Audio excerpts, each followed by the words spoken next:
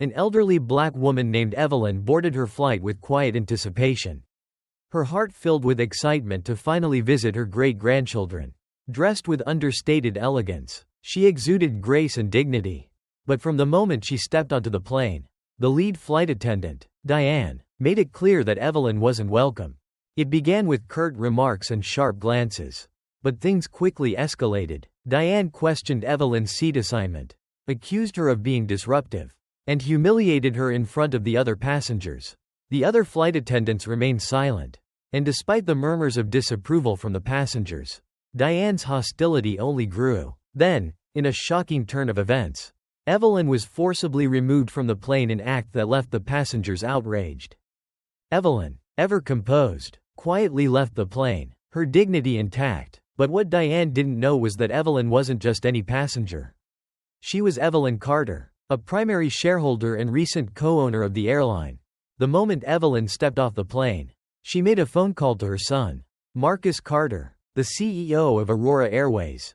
Within hours, Diane's actions had been reviewed, and by the time the plane landed, she was met with the consequences of her behavior. What happened next sparked a viral conversation about dignity, prejudice, and accountability. Diane's mistreatment of Evelyn wasn't just a personal affront, it became a turning point for the airline, leading to sweeping changes that reshaped its culture and policies forever. Stay with me to hear how Evelyn's quiet strength and resolve led to a story of redemption, justice, and change. Let me know where you're watching from and if you believe this is the kind of story we need to hear more of. The airport was alive with its usual symphony of movement, the rolling of suitcases, the murmur of announcements, the occasional outburst of laughter from a group reunited after years apart. Evelyn Carter stood in the middle of it all, an island of quiet dignity amidst the swirl of hurried lives. Dressed in her favorite charcoal gray dress and cream cardigan, with her pearl necklace resting gently against her collarbone, she clutched the leather handbag her late husband had given her on their 25th anniversary. It had seen decades of her life joys, sorrows, and everything in between, but today, it felt heavier than usual. This was her first flight in decades, and though her heart leapt at the thought of seeing her great-grandchildren, an old, familiar unease gnawed at her. The last time she had flown was in another world, another America, where, separate but equal, was still the law of the land. Now, as she waited to board Aurora Airways, she told herself this was a different time. But some wounds never fully heal, and some shadows linger long after the sun has set. She held her boarding pass tightly, seat 2A, near the front, in the premium section. Her son, Marcus, insisted on it. "You deserve to travel in comfort, Mama," he had said, his tone firm but loving. Evelyn had hesitated. Luxury always felt like a world she wasn't invited to, but Marcus's insistence had worn her down. As the boarding announcement crackled over the speakers, Evelyn stepped forward, her polished shoes clicking softly against the tiled floor. The gate agent scanned her ticket, and for a brief moment, her smile faltered. It was subtle, almost imperceptible, but Evelyn noticed the strained politeness in the agent's voice as she said, "Enjoy your flight, ma'am," reminded Evelyn of a truth she had long ago learned to live with. Some doors only opened begrudgingly. Walking down the jet bridge, Evelyn felt her breath catch. The plane gleamed under soft lights, its interior exuding an opulence she had only ever seen in magazines. She smiled faintly. This was a gift, she reminded herself, a moment to embrace. Yet as she moved toward her seat, the weight in her chest grew heavier. When she reached seat 2A, she placed her handbag on the floor and reached up to stow her hat in the overhead compartment. That's when she heard it, the voice, sharp and clipped. "Excuse me, ma'am," the woman said. Evelyn turned to see a tall, impeccably dressed flight attendant standing a few feet away. Her uniform was spotless, her posture rigid, her expression unreadable but far from welcoming. "Is this your seat?" the woman, whose name tag read Diane Myers, asked, her eyes scanning Evelyn in a way that felt less like curiosity and more like appraisal. "Yes, it is," Evelyn replied, her voice steady but soft. She held up her boarding pass. Diane stepped closer, taking the pass and inspecting it as though expecting to find a forgery. She handed it back with a curt nod. "Fine," she said, her tone making it clear that she didn't believe it. Evelyn felt the glances of other passengers grazing her like a breeze, some curious, some indifferent, but a few filled with that peculiar discomfort she knew too well. She smiled faintly and continued settling into her seat, determined not to let it show that her heart was beginning to race. Moments later, Diane returned. "You need to stow your handbag under the seat in front of you," she said, her voice louder than necessary. "It's already there," Evelyn replied, glancing down to ensure it was tucked neatly under the seat. Diane looked down, hesitated, then straightened up. "Just make sure it stays there," she said sharply before walking away. The interaction left Evelyn shaken in a way she couldn't quite name. It wasn't the words themselves but the tone, the lingering look, the weight of a judgment Diane had not even tried to conceal. Evelyn tried to focus on the joy that awaited her great-grandchildren. Their laughter, their tiny arms wrapping around her, but the shadow Diane cast was hard to shake. When Evelyn pressed the call button to request assistance with her seatbelt, Diane arrived with an audible sigh. "What is it now?" she asked, her tone so sharp it cut through the hum of the cabin. Passengers turned to look. "My seatbelt seems to be stuck," Evelyn said, her voice as kind as she could make it. Diane yanked at the belt, her movements rough and impatient. "It's fine," she snapped, letting it fall into Evelyn's lap. "You just have to pull harder." "Thank you," Evelyn said softly, though her hands trembled as she adjusted the belt. The murmurs around her grew louder. Passengers exchanged glances, some shaking their heads, others frowning. Evelyn felt the heat rise in her cheeks. She had always prided herself on her ability to remain composed, to rise above, but this was testing her. When Evelyn pressed the button again to request water for her medication, Diane's reaction was immediate and cutting. She stormed to Evelyn's seat, her expression tight with barely restrained irritation. "We're not even in the air yet," Diane said, her voice dripping with condescension. "You'll have to wait," Evelyn tried to explain, her voice calm but firm. "It's for my medication, dear. I wouldn't ask if it weren't important." Diane sighed dramatically before storming off. When she returned, she slammed the cup onto Evelyn's tray table with such force that it spilled slightly. The sound echoed through the cabin. Several passengers gasped. Evelyn thanked her quietly, her dignity intact even as her heart ached. She could feel the stares of the passengers around her, some sympathetic, others disapproving of Diane's behavior. But what struck her most were the few glances filled with indifference. As though this scene were unremarkable. As though such treatment was a normal, acceptable part of life. Evelyn sat back in her seat, her hands resting on her lap. She had spent her entire life navigating these moments, subtle slights, sharp words, the unspoken but ever-present message that she did not belong. But this time, as the plane hummed to life and the tension thickened, Evelyn felt something shift. For the first time in years, she wondered, "Why must I always bear this burden in silence?" The question hung in her mind, heavy as the weight of the sky. The plane hummed with anticipation as passengers settled into their seats, the muted shuffling of carry-ons and whispered conversations filling the cabin. Evelyn Carter leaned back, gazing out the window as the ground crew bustled about below. The hum of the engines and the glittering view of the runway should have calmed her. But her heart was still racing from her interactions with Diane Myers, the flight attendant whose presence seemed to darken the very air.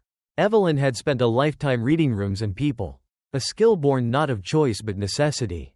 Diane's clipped tone and thinly veiled contempt weren't unique, they were part of a language Evelyn knew all too well.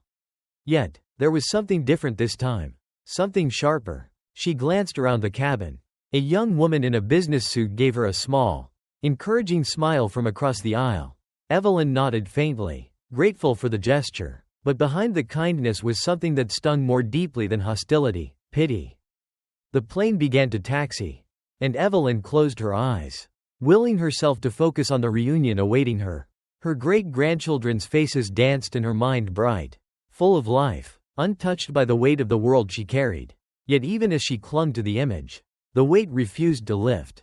The quiet was broken by Diane's voice crackling over the intercom. "Ladies and gentlemen, please ensure your seatbelts are securely fastened as we prepare for takeoff.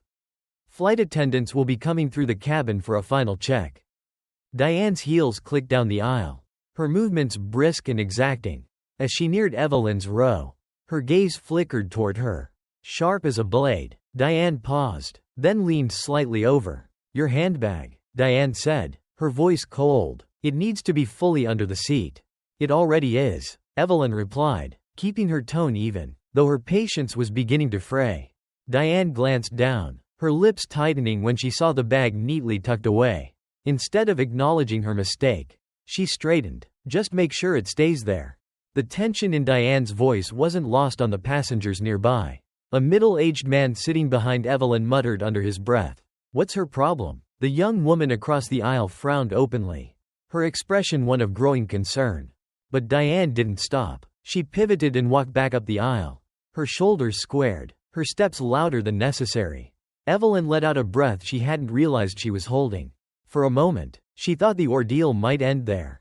She was wrong. The plane reached cruising altitude, and Diane began her rounds with the beverage cart. The passengers ahead of Evelyn were served efficiently, their requests met with polished professionalism. But when Diane reached Evelyn, her demeanor shifted. Evelyn hesitated before speaking. Could I have a cup of tea, please? Diane's smile was razor thin. Tea isn't available until after meal service. Evelyn blinked. I see. Then just water, please. Diane poured a cup with exaggerated care, placing it on Evelyn's tray table with a clatter. She didn't say a word. Evelyn thanked her softly, but Diane's silence felt louder than any insult. A few rows down, a young mother bounced a fussy baby on her knee. Diane turned her attention there, her tone suddenly sweet, her demeanor transforming into something almost maternal. It was like watching an actor switch roles mid-scene. The disparity wasn't lost on Evelyn or the passengers around her. The hours dragged on, each minute heavy with unspoken tension. Evelyn did her best to focus on the book she'd brought, but the words blurred on the page. Every time Diane passed, Evelyn felt the weight of her disapproval pressing down like a hand on her shoulder. It wasn't until the call button pinged from across the aisle that the simmering conflict began to boil over. A man seated near Evelyn pressed the button, waving Diane down. Miss, could you bring me a blanket? It's a bit cold over here. Diane's response was almost cheerful. Of course, sir. One moment. As Diane fetched the blanket, Evelyn's seatmate, an older woman with kind eyes, leaned toward her. She's been awful to you. The woman whispered, her voice low. I've never seen anything like it. Evelyn forced a smile, but her chest tightened. I'm fine, she said. Thank you for noticing. The woman shook her head. It's not right. Someone should say something. When the plane began to descend, Diane's hostility reached its peak. She approached Evelyn's row one final time, this time with another flight attendant in tow. Ma'am, Diane said, her voice loud enough for several nearby passengers to hear. You've been pressing the call button repeatedly and disrupting our service. Evelyn looked up, startled. I've only pressed it twice, she said, her voice steady but firm. Diane's expression hardened. Regardless, your behavior has been disruptive. I need you to understand that this is a premium cabin, and we expect passengers to follow the rules. The tension in the cabin was now a living thing. Passengers whispered among themselves, their disapproval of Diane's behavior growing louder. That's enough, said a voice from a few rows back. It was the middle-aged man who had muttered earlier. He stood up, glaring at Diane. This woman hasn't done a damn thing wrong, and everyone here knows it. A murmur of agreement rippled through the cabin. Diane flushed, her composure slipping for the first time. Sir, I need you to remain seated. And I need you to stop harassing this lady. The man shot back. You've been on her case since she boarded. We've all seen it. Evelyn felt her cheeks flush, a mix of gratitude and discomfort washing over her. She opened her mouth to speak, but Diane turned sharply, addressing the other flight attendant. Go inform the captain. I want her removed when we land. The words hung in the air, heavy and cruel. Evelyn sat frozen, her heart pounding. For all her composure, for all her years of grace in the face of adversity, she felt a crack deep within her, a wound she thought had healed but now bled fresh. As Diane walked away, the passengers around Evelyn erupted in protest. The young woman across the aisle pulled out her phone, recording everything. The mother with the baby shook her head in disgust, her voice rising as she said, "This is unacceptable." Evelyn sat still, her hands trembling in her lap. She had always believed in rising above, in meeting hatred with dignity. But as the plane began its final descent, she realized that sometimes, dignity alone was not enough. The moment the plane's wheels touched the tarmac, Evelyn Carter felt the weight of every eye on her. She remained seated, her hands folded neatly in her lap, her face a mask of quiet composure.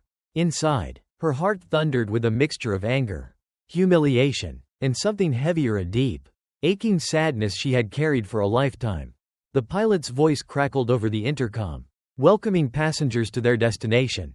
But the warmth in his tone felt hollow to Evelyn, overshadowed by the cold hostility that had followed her since she boarded. Diane Myers stood at the front of the cabin, speaking in hushed tones to another crew member.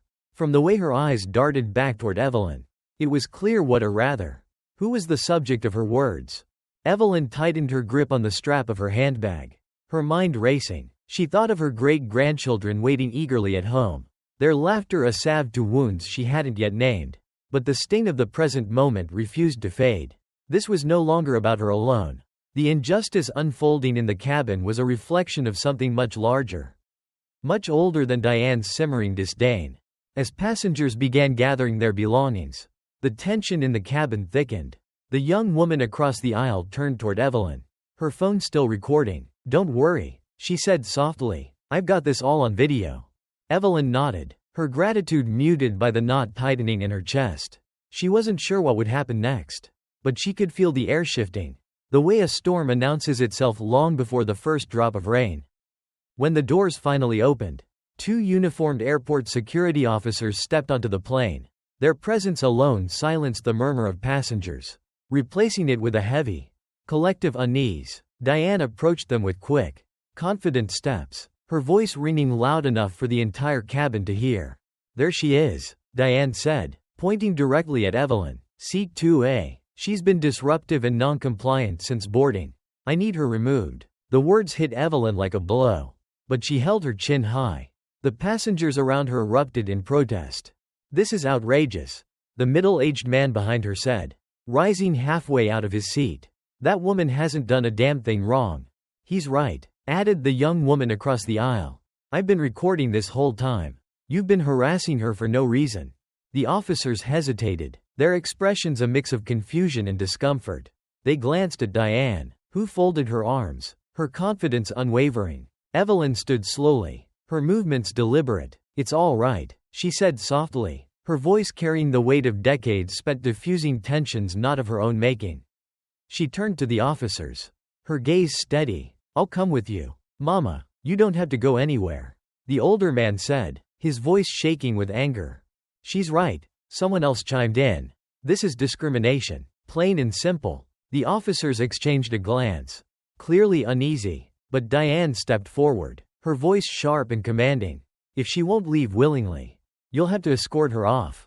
For a moment, no one moved. Then, reluctantly, one of the officers extended a hand toward Evelyn. "Ma'am," he said, his tone gentle, "we need to step into the terminal." As Evelyn walked down the aisle, escorted by the officers, the murmurs of protest grew louder. Passengers leaned out of their seats, their voices rising. "This is a disgrace. You should be ashamed of yourself." Even the young girl who had offered Evelyn her water earlier tugged on her mother's sleeve. Her wide eyes filled with confusion. "Why are they taking her?" she asked, her voice barely a whisper.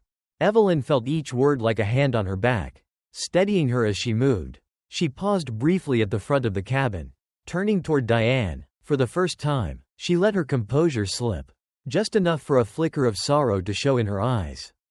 "I hope you never have to carry the weight you've put on me today," she said quietly, her voice trembling but strong. Diane said nothing, her face a mask of defiance, but the faintest flicker of uncertainty crossed her features, as though some small part of her understood the gravity of what she had done. In the terminal, Evelyn was led to a quiet seating area away from the bustling crowds. The officers apologized awkwardly, their discomfort evident. "We're just following protocol," one of them said. Evelyn nodded, offering them a small, weary smile. It wasn't their fault, she thought. Not entirely. They were part of a system, one that had been built long before they arrived. One that had always found ways to justify its injustices. As she sat there, the weight of what had just happened began to settle over her. She reached into her handbag, her fingers brushing against her phone. For a moment, she hesitated. She had always avoided drawing attention to herself, choosing dignity and quiet resistance over confrontation. But today felt different. She dialed the number. "Marcus," she said when her son answered. Her voice, calm and steady, betrayed none of the storm inside her. "I need to tell you something." Meanwhile, back on the plane, the passengers were not silent. The young woman across the aisle uploaded her video to social media. Her caption cutting and direct.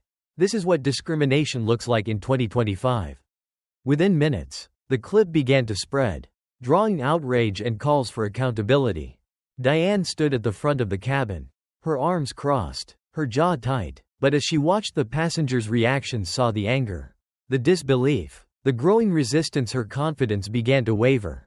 She had miscalculated, and somewhere deep down, she knew it. As the plane prepared for its next flight, a storm was already brewing beyond the terminal. And at its center was Evelyn Carter, a woman who had spent her life weathering storms and who, this time, had decided to stand in the eye of it. The chapter ends on this precipice. The tension between Evelyn's quiet strength and the system's loud injustices reaching a boiling point. Ready to overflow, Evelyn Carter sat in the quiet corner of the terminal, her hands resting on her lap, as if to steady herself against the tide of emotions threatening to overtake her. From the outside, she appeared calm, stoic, even, but inside, the storm raged. Her call to Marcus had been brief, her voice steady as she recounted the events.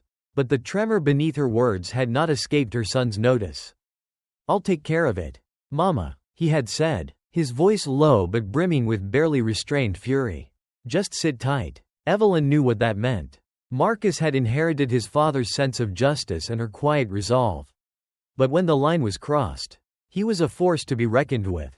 She had raised him to be proud but measured, to never let anger cloud his judgment. Yet, in this moment, she could sense the fire building within him. Meanwhile, on the plane, the cabin remained tense. Passengers were still murmuring, their disbelief and outrage palpable.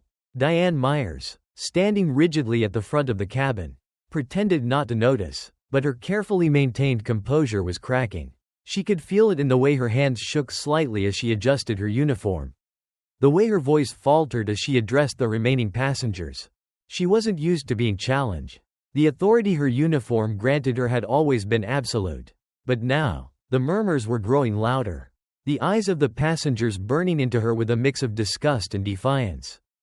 The young woman across the aisle was the first to act. She raised her voice, her phone still in hand. "This isn't over," she said loudly. "We all saw what happened, and we won't forget." Diane's jaw tightened, but she said nothing. The middle-aged man who had spoken up earlier added his voice.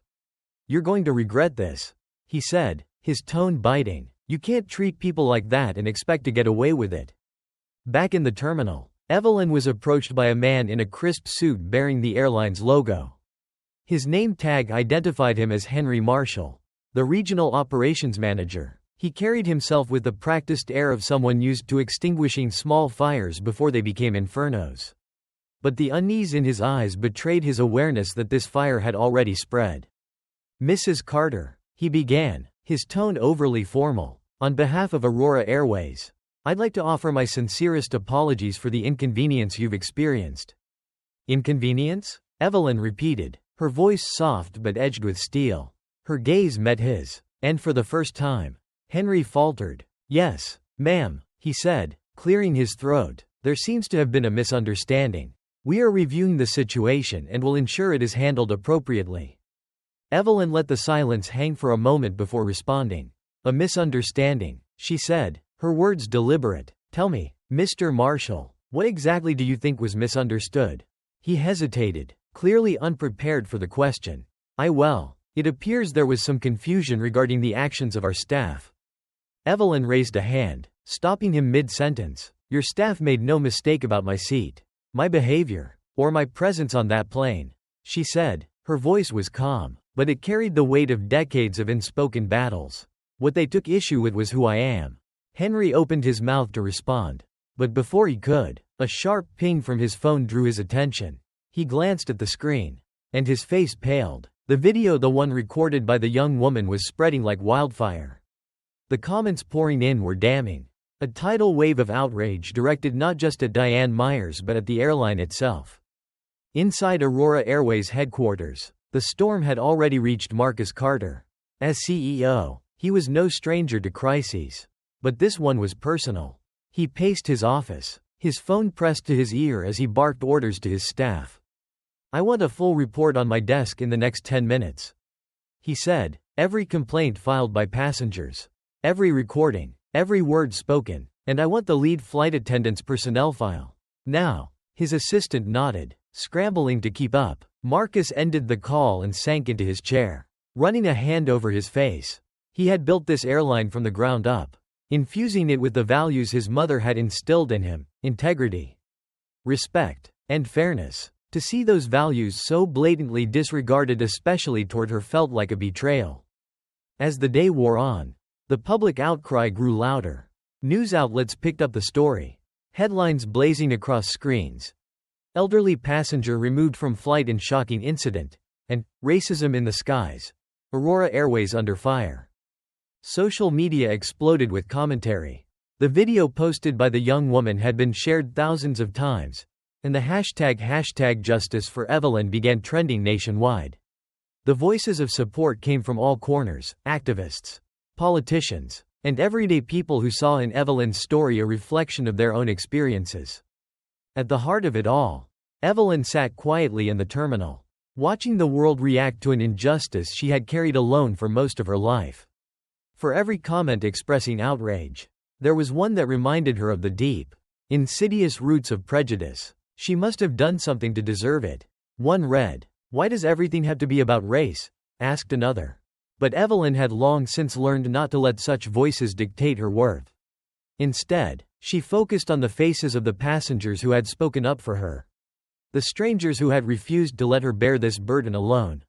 For the first time in years, she felt something shift, not just within herself but in the air around her. This wasn't just her fight anymore. The chapter ends with Marcus entering the terminal, his presence commanding and his expression grim. Evelyn looks up as he approaches, their eyes meeting in a moment heavy with unspoken understanding. "Let's fix this," Marcus says, his voice firm. And for the first time that day, Evelyn allows herself to hope. Marcus Carter moved through the terminal with purpose, his polished shoes striking the tile in steady, deliberate rhythm. Every step echoed his determination to confront the situation head-on, his fury carefully leashed beneath his composed exterior. For all his success, the corner offices, the accolades, the undeniable respect his name commanded, he had never felt more powerless than when his mother, Evelyn, described her humiliation on his airline. His airline. As he reached the seating area where Evelyn waited, his chest tightened at the sight of her. She sat upright, her hands resting on her lap, her expression serene as ever. But Marcus knew that beneath her quiet dignity lay a heart bruised by a lifetime of unspoken slights. She had weathered them all with grace, but today had left its mark. It showed in the faint tremble of her hands, in the slight tilt of her head as though holding up the weight of the moment required effort.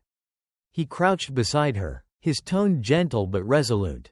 "Mama," he said, meeting her eyes, "I'm so sorry." Evelyn studied him for a long moment, then placed a hand over his. "It's not your fault, Marcus," she said softly, "but what happens next is." Her words landed like a gavel. Marcus straightened, taking a deep breath. "I'm handling it," he assured her. Then, as if sensing her unspoken question, he added, "This isn't just about you. It's about all the others who've been treated like this and stayed silent." Evelyn nodded slowly, her gaze steady. "Good," she said simply. Inside Aurora Airways Operations Center, chaos had erupted. Phones rang incessantly, emails poured in, and the PR team scrambled to contain the growing backlash. The video of Diane Meyer's treatment of Evelyn had gone viral, and the floodgates of public outrage had opened. Activists and civil rights leaders were weighing in, demanding accountability. Passengers from previous flights were coming forward with their own stories of mistreatment, painting a damning picture of Diane's long history of biased behavior. Marcus entered the operations center like a storm, his presence commanding the room's attention. "Where's the report?" he barked, his voice cutting through the din.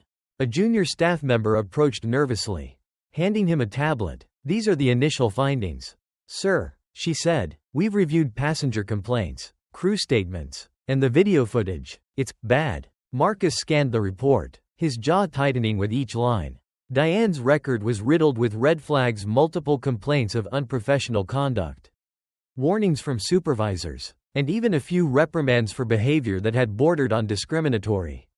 Yet somehow, she had remained employed. This should have been handled long before today, Marcus said coldly, glaring at the assembled team. Why wasn't it? No one dared to answer. Meanwhile, Diane Myers sat in a sterile office near the terminal, waiting for the meeting she had been summoned to. Her confidence had wavered as the day unfolded, but she still clung to a thin thread of self-righteousness. In her mind, she had only done her job, enforcing the airline's policies. Evelyn Carter's presence in first class had unnerved her, not because of her age or demeanor, but because Diane had seen her as a disruption to the unspoken order she believed she was maintaining.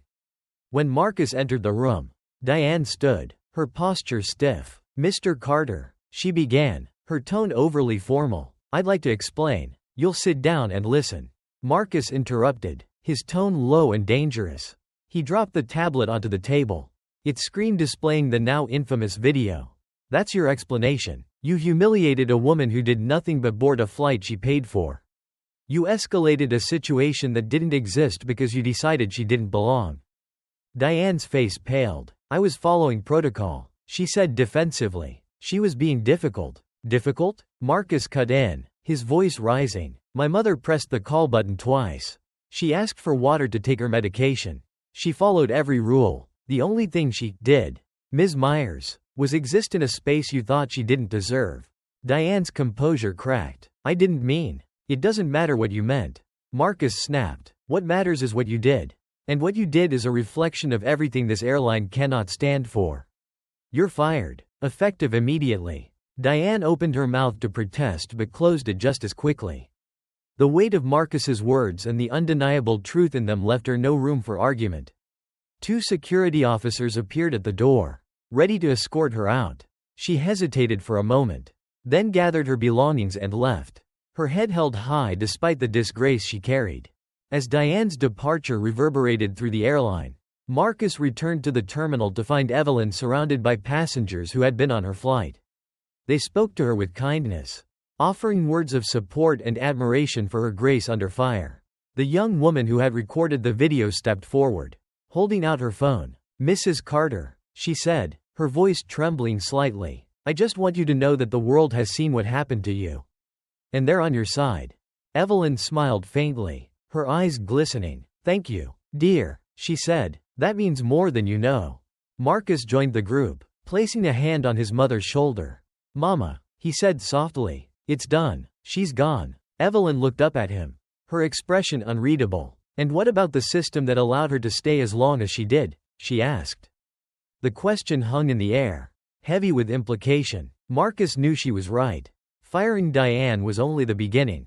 The culture that had allowed her behavior to go unchecked needed to be dismantled.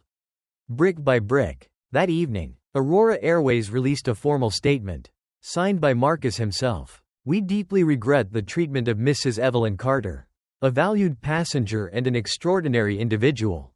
The behavior exhibited by our staff does not reflect the values we stand for. Effective immediately, we are implementing comprehensive changes to ensure this never happens again. To Mrs. Carter, and to anyone who has ever felt unseen or unwelcome, we offer our sincerest apologies. This is a turning point for our company, and for the way we treat one another." The statement went viral, earning praise from many but also skepticism from those who had seen similar promises made before. Evelyn read it quietly, her lips pressed into a thin line. "Words are easy, Marcus," she said. "What matters is what comes next." Marcus nodded, understanding the weight of her words. "Then we'll show them," he promised. Together, for the first time that day, Evelyn smiled, not out of satisfaction, but out of hope. The night fell over the city like a velvet curtain. Yet inside Aurora Airways headquarters, the lights burned brightly. Marcus Carter stood at the head of a long table in the conference room, surrounded by his executive team. The tension was palpable, the air heavy with the weight of decisions that would shape the airline's future. Evelyn's story had set off a chain reaction, exposing cracks not just in the airline's policies but in the very fabric of how people were treated in spaces that claimed to welcome all. "This isn't just about a single employee," Marcus began, his voice low but unyielding. It's about a culture that let this happen. Diane Myers was a symptom, not the disease. The room fell silent. His words lingered, forcing everyone to confront an uncomfortable truth. This wasn't the first time a passenger had been mistreated. And it wouldn't be the last unless something changed. Evelyn sat in the VIP lounge of the airport, sipping a cup of tea that had gone cold. She gazed out the window at the darkened tarmac, her reflection faint against the glass. The events of the day played over and over in her mind, each moment sharpening the edges of her anger and sorrow. She thought of Diane's condescension, the whispers of the other passengers, and the way the officers had escorted her off the plane as though she were guilty of some invisible crime. But more than that, she thought of the countless moments like this, one small indignities she had endured quietly throughout her life. The stares in department stores, the subtle hesitations in handshakes, the polite but distant smiles that spoke louder than words. She had risen above them all, she told herself. Yet tonight, it felt like the weight of those moments had finally become too heavy to bear. At the same time, the video of Diane's behavior was spreading like wildfire. News anchors dissected every second, while panel discussions on primetime television delved into the deeper implications of Evelyn's experience. Mrs. Carter's story isn't unique, said one commentator, his voice somber. It's a reminder of the quiet, pervasive ways racism manifests in our daily lives. This wasn't a shouting match or an overt slur. It was something subtler, but just as damaging, a belief, deeply ingrained, that some people don't belong. For Evelyn, those words felt like both a bomb and a wound. She appreciated the truth in them but resented that it took a viral video to make others see what she had always known. By morning, the backlash against Aurora Airways had reached a fever pitch. Activists were calling for boycotts, while former employees came forward with their own stories of systemic bias within the company. Each revelation was a new blow, chipping away at the airline's carefully crafted image. Marcus knew they were at a crossroads. He couldn't simply issue apologies and move on. He needed something real, something transformative, and he knew exactly who could help him find it. Marcus, Evelyn said, her tone measured, as she sat across from him in his office later that day. You want to fix this? I know you do, but you can't fix something if you don't understand how deep it runs. Marcus leaned forward, his hands clasped tightly. I know, Mama, that's why I need your help. No one understands this better than you. Evelyn studied him for a moment, seeing both the earnestness and the burden he carried. She had always admired his determination. But this was different. This wasn't just about business, it was personal. All right, she said finally. But understand this, Marcus. This isn't about saving face. It's about making sure no one else has to endure what I did. He nodded, relief and resolve washing over him. We'll do it right, he promised. Over the next week, Evelyn became an active presence at Aurora Airways, working alongside Marcus to draft a plan that would address not just the immediate fallout but the deeper issues that had come to light. She insisted on sitting in on meetings, her calm but firm voice cutting through the corporate jargon like a scalpel. You can't train people to care, she said during one session on diversity training, but you can hold them accountable when they don't. Her words resonated, even with those who had initially doubted her role. Slowly but surely, Evelyn began to reshape the narrative not as a victim but as a force for change. But not everyone welcomed her presence. Whispers began to circulate among certain employees, questioning why she, a passenger, had been given such influence. She's not even part of the company. One manager grumbled to his colleague. Why does she get to tell us how to run things? The resistance wasn't unexpected, but it stung nonetheless. Evelyn heard the murmurs but chose to rise above them, just as she always had. Still, the undercurrent of resentment reminded her of how far they had to go. One evening, as she and Marcus worked late, Evelyn turned to him, her expression serious. This isn't just about this airline, Marcus, she said. It's about setting an example for every company, every industry. People are watching us now. If we fail, it won't just be our failure, it'll be theirs too. Marcus nodded, his determination unwavering. Then we won't fail, he said. Evelyn smiled faintly, but her mind lingered on the challenges ahead. She knew better than anyone that change was never easy. It came slowly, painfully, with resistance at every turn. But it was worth fighting for. It always had been. The days following Evelyn's address at Aurora Airways headquarters were a whirlwind of change. resistance, and revelation. Her words had left a mark, stirring something in the hearts of employees who had grown complacent, but also igniting defensiveness in those who clung to the comfort of the status quo. For Evelyn, the work was relentless. Every meeting, every conversation revealed another layer of the system's dysfunction. But she pressed on, determined to turn the tide. Even as the undercurrents of resistance began to rise, the pushback started subtly. Some executives voiced concerns in hushed tones, framing their objections as logistical rather than personal. "She's not an employee," one said during the closed-door meeting. "How can we trust her to understand the complexities of our operations?" Another chimed in, "This isn't a charity. We're a business. If we alienate our core customer base, we all lose." Marcus's patience wore thin as he listened. He stood abruptly, his chair scraping loudly against the floor. "You're missing the point," he said, his voice sharp. "This isn't about alienating anyone. It's about doing what's right. If we don't fix this, we'll lose more than customers. We'll lose our credibility." But Evelyn noticed something more insidious in their reluctance. The unspoken belief that the issues she represented weren't worth addressing. It was the same silent dismissal she had faced her entire life, now dressed in corporate jargon and polite smiles. One morning, Evelyn arrived at headquarters to find a message scrawled on the whiteboard in a conference room. "Stay in your lane." The words were hastily erased by an apologetic assistant, but their sting lingered. It was a reminder that no matter how far she had come, there would always be those who resented her presence. That evening, Marcus found her sitting alone in the lounge, her hands folded in her lap. "I can't say I'm surprised," she said when he asked what was wrong. "It's what happens when people feel their comfort is threatened. They lash out. They're cowards," Marcus replied, his jaw tightening. "They're trying to intimidate you." Evelyn shook her head. "They're trying to protect what they think belongs to them. But they don't realize that change is coming, whether they like it or not." The resistance escalated when an anonymous letter was leaked to the media, accusing Evelyn of using her influence for personal gain. The letter painted her as a meddlesome figure, exploiting her son's position to push an agenda that had no place in the corporate world. The accusations were baseless, but they stung nonetheless. The news spread quickly, fueling debates on talk shows and social media. Some commentators applauded Evelyn's courage, while others questioned her motives. The latter voices were louder, their criticism laced with the same quiet racism that had haunted her on the plane. "She's trying to make this about race," one pundit said during a heated debate. "This is a private company, not a platform for social justice."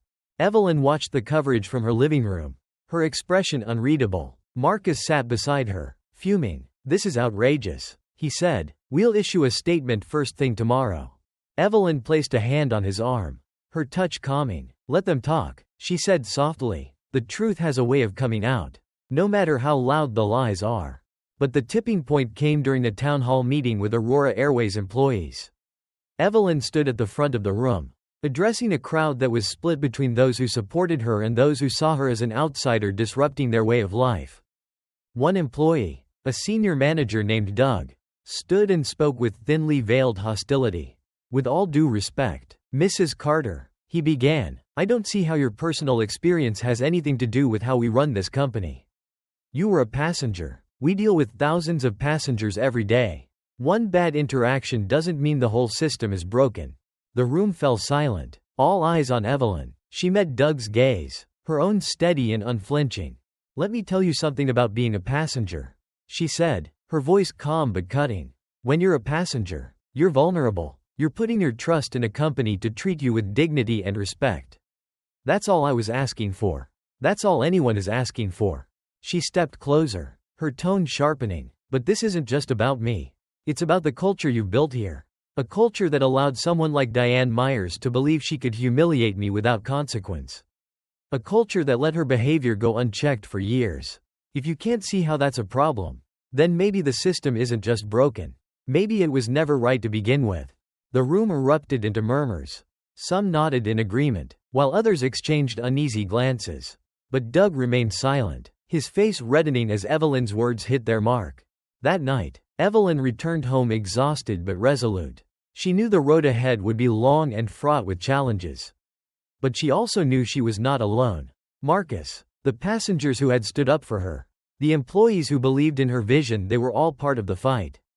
As she sat by the window, looking out at the city lights, her phone buzzed with a notification.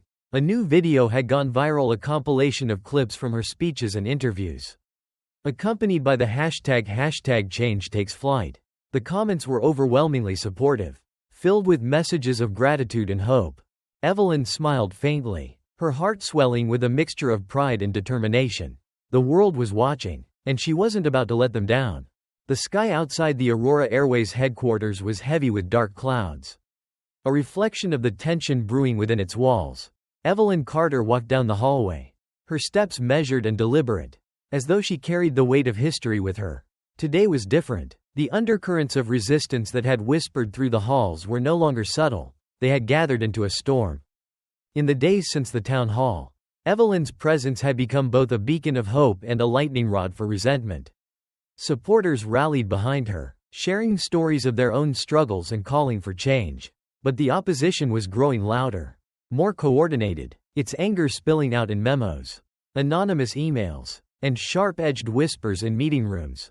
The first confrontation of the day came in the form of a board meeting. Marcus had insisted she attend, despite knowing it would be contentious. He believed in her voice, but Evelyn knew her presence was seen by some as an intrusion. As she entered the room, the atmosphere was icy, the tension crackling like static electricity. Doug, the senior manager who had challenged her at the town hall, sat at the far end of the table, flanked by a few allies. His body language screamed defiance, his arms crossed tightly across his chest. As the meeting began, he wasted no time making his position clear.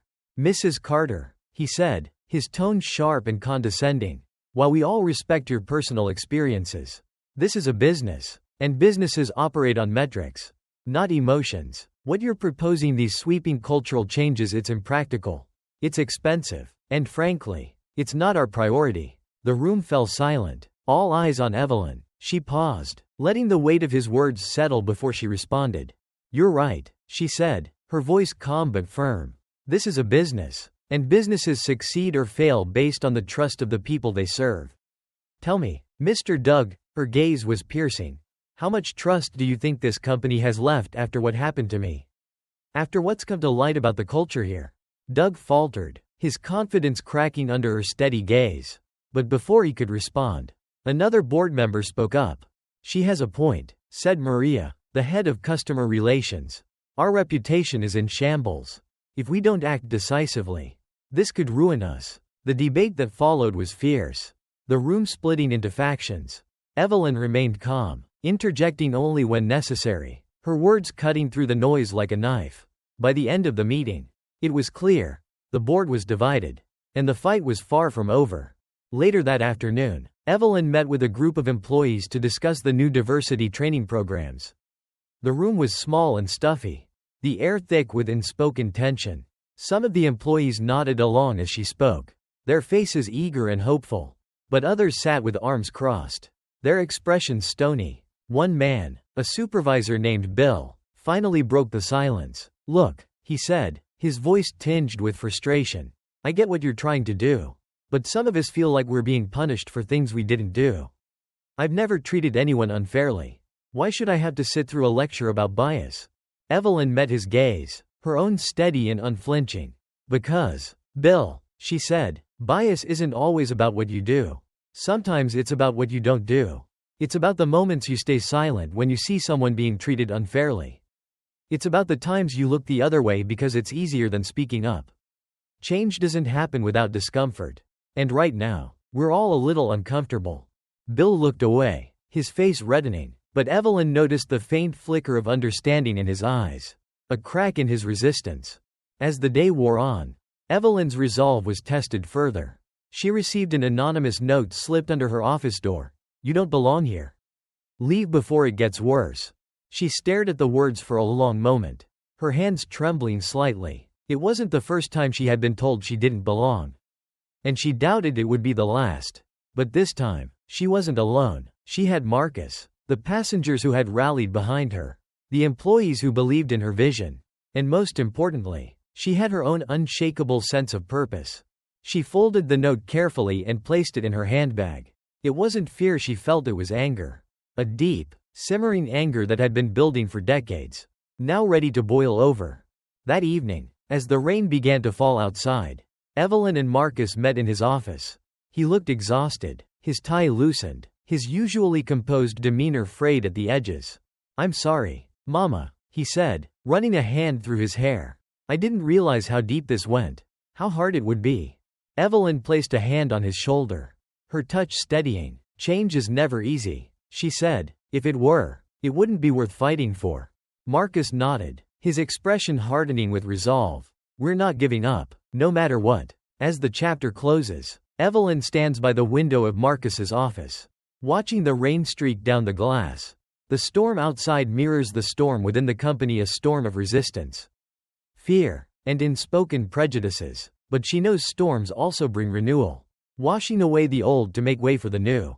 She takes a deep breath, her reflection merging with the darkened sky. The fight is far from over. But for the first time, she feels the tide beginning to turn.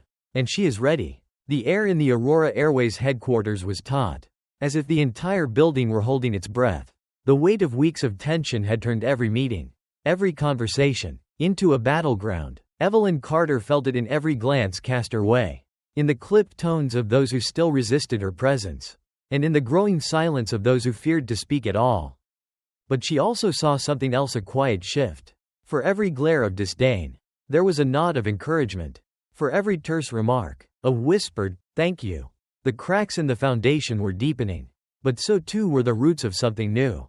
Yet, Evelyn knew that change was a battle, and battles had casualties. The day began with a headline, "Inside Aurora Airways, Culture of Bias Exposed."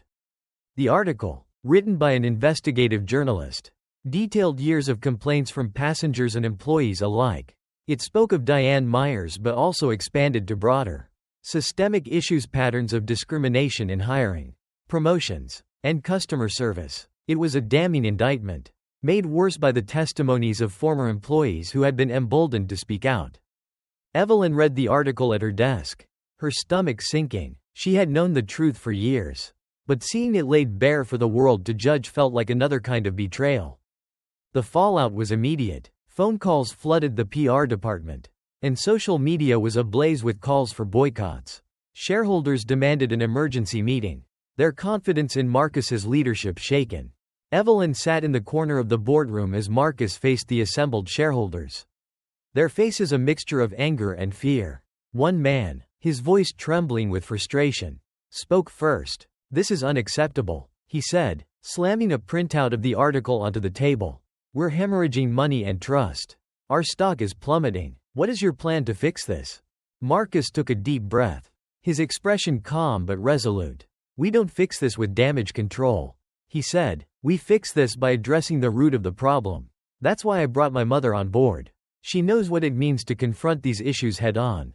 The room erupted into murmurs, some of approval, others of skepticism. Evelyn stood slowly, her presence commanding attention. "This isn't just about saving your stock prices," she said, her voice steady. "It's about whether this company has the courage to do what's right, not just what's easy." Despite Evelyn's words, the resistance continued to mount. That afternoon, an anonymous employee leaked an internal email thread in which several senior managers had expressed disdain for the new initiatives. The language was coded but clear, a mix of sarcasm about wokeness and veiled threats about leaving the company if things didn't return to normal. The email spread quickly, fueling a new wave of criticism. Evelyn read it in silence, her face a mask of calm even as her heart sank. She had seen these tactics before, attempts to undermine progress by weaponizing fear and frustration. Later that evening, she met with Marcus in his office. He looked exhausted, his tie loosened, his face lined with worry. "We're losing control," he admitted, his voice low. "Every step forward feels like 2 steps back." Evelyn placed a hand on his shoulder. "That's how it feels when you're breaking something apart," she said. "But remember, Marcus, every system resists change. That's how you know you're pushing in the right direction." The breaking point came during a public town hall meeting, broadcast live to address the growing backlash. Evelyn stood beside Marcus on the stage, facing a crowd that was equal parts supportive and hostile. The questions came fast and sharp, some laced with genuine concern. others dripping with thinly veiled animosity. How do you expect to rebuild trust when your leadership has let this go on for years? One man demanded. What about the employees who've been here for decades? Another asked. You're throwing this under the bus to appease social media. Evelyn stepped forward, her voice cutting through the noise. This isn't about appeasement, she said. This is about accountability. It's about recognizing that the way things were wasn't good enough, not for our employees, not for our passengers, and certainly not for the people we claim to serve. The room grew quiet, the weight of her words settling over the crowd.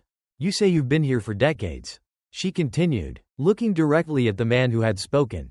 Then you've seen it. You've seen what happens when someone like me boards a plane, or applies for a job, or asks for a promotion. And you've stayed silent, but silence is complicity. And now, it's time to speak. As the meeting ended, Evelyn felt both the exhaustion of the fight and the faint flicker of hope. She knew the resistance would continue, but she also saw the small but growing cracks in its armor. That night, as she sat alone in her living room, her phone buzzed with a text from Marcus. We're not done yet, but we're getting there. Evelyn smiled faintly, her mind already turning to the battles ahead. The system was fighting back, but so was she, and for the first time, she felt the tide beginning to shift, not because the storm had passed, but because she had found the strength to stand in it. The storm that had been brewing within Aurora Airways finally broke wide open. Evelyn Carter stood in the center of it, a steady figure in the chaos. She had spent weeks battling not just systemic flaws but the weight of resentment from those clinging to the old ways. Each day had brought new challenges, some overt, others insidiously quiet, but all aimed at undermining her. Today, however, the struggle reached its crescendo. The morning began with a meeting Evelyn hadn't anticipated. Marcus called her into his office, his expression grim. He slid a tablet across the desk, the screen displaying an article with a bold headline. Evelyn Carter, a force for change or a symbol of division? The piece painted Evelyn as polarizing, highlighting the backlash from certain employees and shareholders. It quoted anonymous sources who accused her of pushing an agenda that prioritized social justice over profitability. The article was laced with veiled racism, framing her actions as disruptive rather than necessary. Evelyn read it in silence, her jaw tightening as the words sank in. When she finished, she placed the tablet down carefully and looked at Marcus. They're trying to make me the problem, she said simply. They're scared, Marcus replied, his voice low but firm. They know what's happening here is bigger than them, bigger than us. Evelyn nodded, but the weight of the article lingered. It was a tactic as old as time, paint the one calling for change as the cause of the chaos. It was easier to attack her than to confront the truth she represented. By midday, the tension reached a boiling point during a high-stakes board meeting. Marcus and Evelyn presented a comprehensive plan to overhaul the company's culture: mandatory diversity training, transparent promotion practices, and a commitment to hiring more people from underrepresented backgrounds. The plan was ambitious, but it was necessary. Not everyone agreed. This is going too far, Doug said, his tone sharp. We're alienating our core employees and customers. We can't afford to gamble the company's future on an experiment. Evelyn fixed him with a steady gaze.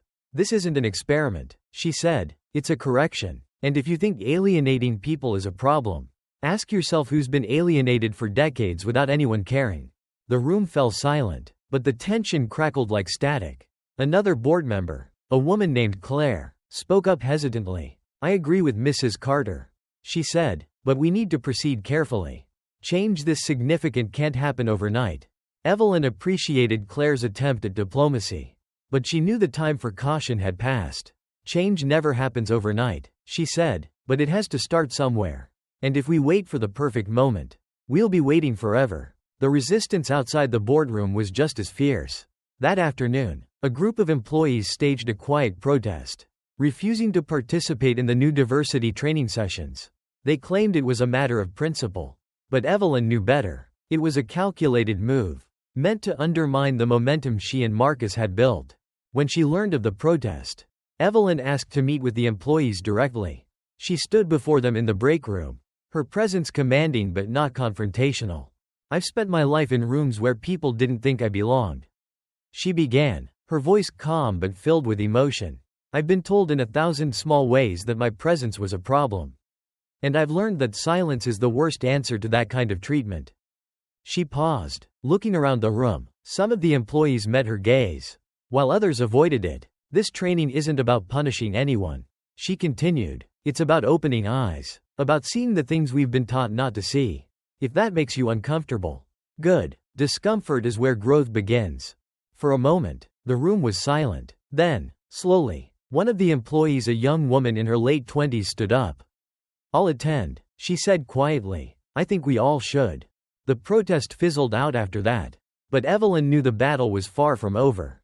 That evening, Marcus received a call from one of the company's largest shareholders. The man, whose voice was as polished as his reputation, expressed concerns about Evelyn's involvement. "She's drawing too much attention," he said. "This isn't the kind of press we want." Marcus clenched his fist around the phone, his voice icy. "The press isn't the problem. The problem is what led to this press in the first place. And if you can't see that, maybe you're part of the problem too." The shareholder fell silent, but the tension in the call lingered long after Marcus hung up.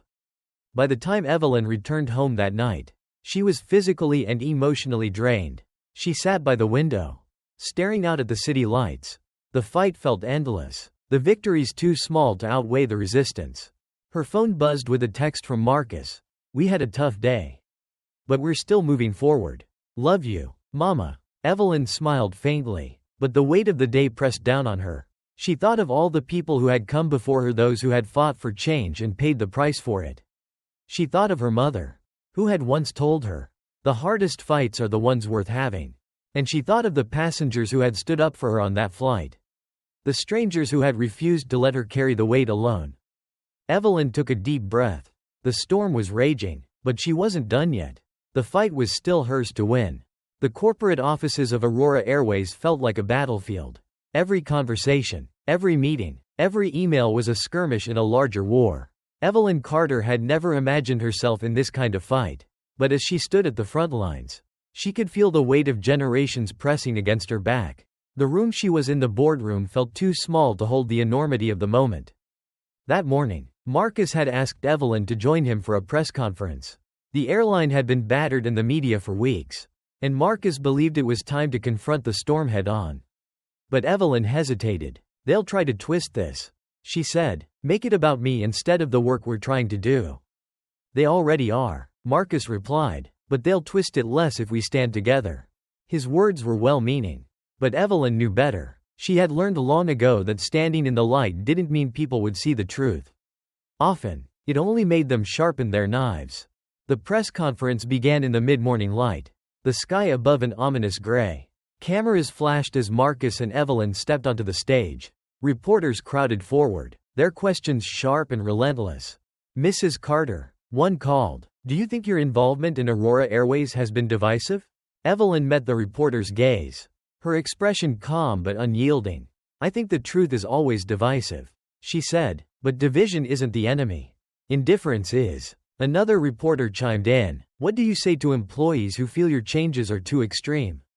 Evelyn's lips tightened, but she spoke evenly. "I'd say this. Change always feels extreme to those who benefit from things staying the same." The room buzzed with murmurs. But Evelyn didn't waver. Marcus watched her, pride flickering in his eyes.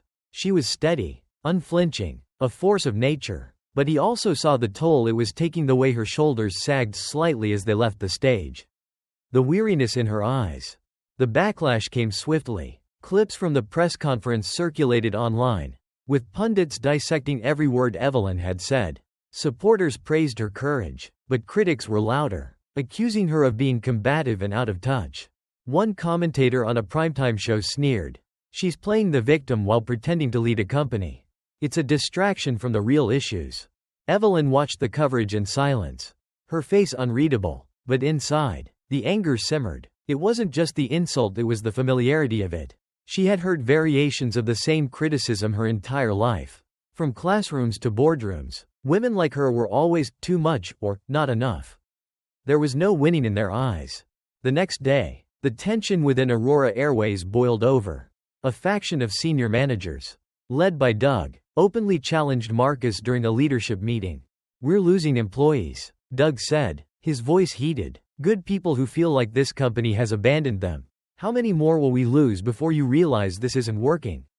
Marcus shot back, his tone sharp. We're losing employees because they can't handle accountability. And if that's the case, we're better off without them. The room erupted into arguments, voices overlapping in a cacophony of frustration. Evelyn sat quietly, listening, watching. Finally, she spoke, her voice cutting through the noise like a blade. Enough. The room fell silent. All eyes turned to her. I've seen this kind of resistance before, she said, not just here, but in every institution that's been forced to confront its own failures. You think you're protecting this company, but what you're really protecting is your comfort.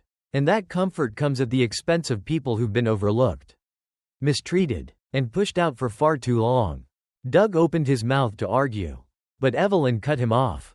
If you want to leave, leave, she said, but don't pretend you're leaving because of me. You're leaving because you can't face the truth. The room was silent. Doug's face reddened, but he said nothing. That evening, Marcus and Evelyn met in his office. The day had been long, and both of them were exhausted. Marcus poured them each a glass of water, his hands trembling slightly. You were incredible today, he said, but I can see how much this is wearing on you. Evelyn looked at him, her expression softening. This fight isn't just about me, she said. It's about everyone who's ever been made to feel small. And as hard as it is, I know it's worth it. Marcus nodded, his eyes glistening. I just wish it didn't have to be so hard. Evelyn smiled faintly. Anything worth fighting for always is. That night, Evelyn sat by her window, looking out at the city lights. She thought of all the people who had come before her, who had fought battles much harder than this one.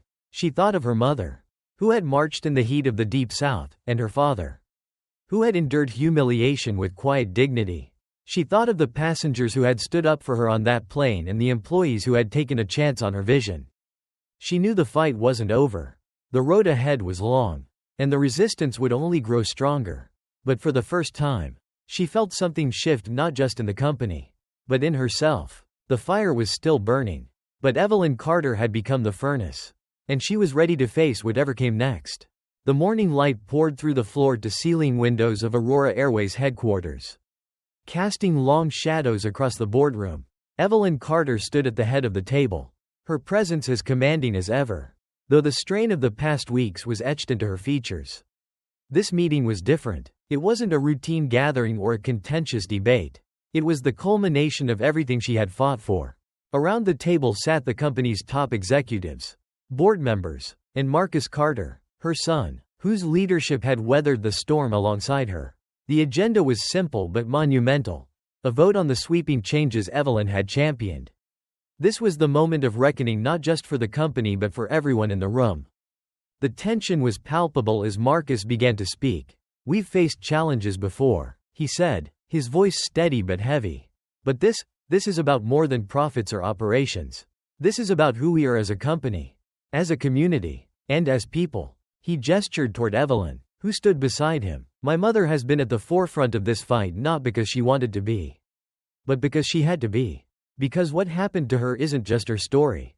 It's the story of too many people who have walked through our doors and left feeling unseen, unheard, and unwelcome. The room was silent. Some of the executives shifted uncomfortably in their seats, while others leaned forward, their expressions resolute. Evelyn stepped forward, her voice calm but filled with an urgency that commanded attention. When I boarded that plane, she began, I wasn't looking for a fight. I was looking forward to seeing my great-grandchildren. But what I found instead was a reminder of something I've lived with my entire life. That no matter how far we've come, there are still places where people like me are made to feel like we don't belong. Her gaze swept the room, meeting each pair of eyes. This isn't just about a single flight attendant or a single incident. It's about a culture, a way of thinking that allows prejudice to fester quietly, unchecked, until it becomes so normal that no one even questions it. As Evelyn spoke, the weight of her words settled over the room like a heavy blanket. But the resistance was still there, simmering beneath the surface. Doug, the senior manager who had been her most vocal opponent, finally spoke up. With all due respect, he said, his tone measured but sharp. These changes are risky. We're asking employees and customers to embrace something they might not be ready for. What happens if they push back? What happens if this damages the company? Evelyn turned to him, her expression unflinching. Change always comes with risk, she said, but the greater risk is doing nothing. The greater risk is allowing this company to continue on a path that harms people, because harm doesn't just damage individuals. It damages trust. And without trust, this company has nothing. Doug looked away, his face betraying a flicker of doubt. Evelyn pressed on, her voice gaining strength. You're worried about the cost of change. But what's the cost of staying the same? How many customers, employees, and lives are we willing to lose because we were too afraid to do the right thing? The vote was called. The tension in the room reached its peak as each member cast their decision. When the final tally was announced, the changes passed by a slim margin. The room erupted into murmurs, some relieved, others disgruntled. Evelyn felt a wave of emotion wash over her. But she held her composure, knowing the real work was just beginning. Later that day, Marcus and Evelyn stood together in his office, looking out at the city skyline. The storm outside had passed, leaving the air fresh and clear. Marcus exhaled deeply, his shoulders relaxing for the first time in weeks. You did it, Mama, he said, his voice filled with pride. Evelyn shook her head, a small smile playing on her lips. We did it, she corrected, but this isn't the end. It's just the beginning. Marcus nodded, understanding the weight of her words. Do you think it'll work? He asked. Evelyn was silent for a moment, then turned to him, her expression thoughtful. I think it already has, she said, because for the first time, people are listening. The impact of the changes was felt almost immediately. Aurora Airways implemented new policies, from mandatory cultural sensitivity training to increased diversity in hiring and leadership. Evelyn's presence became a symbol of the company's commitment to transformation, inspiring others to confront their own biases and push for change in their own spheres. Passengers began sharing stories of better experiences, of feeling valued and respected. Employees who had long felt invisible found their voices, empowered by the shift in the company's culture. And while there were still challenges, resistance from those clinging to the past, missteps along the way, the momentum was undeniable. Evelyn returned home one evening to find a letter waiting for her. It was from a former employee, someone she had never met. The letter thanked her for her courage, for standing up when it would have been easier to step back. It ended with a simple but powerful sentiment. You made me believe that change is possible. Evelyn read the words carefully, her eyes misting. She placed the letter on her desk, sitting quietly for a moment as the weight of the journey settled over her.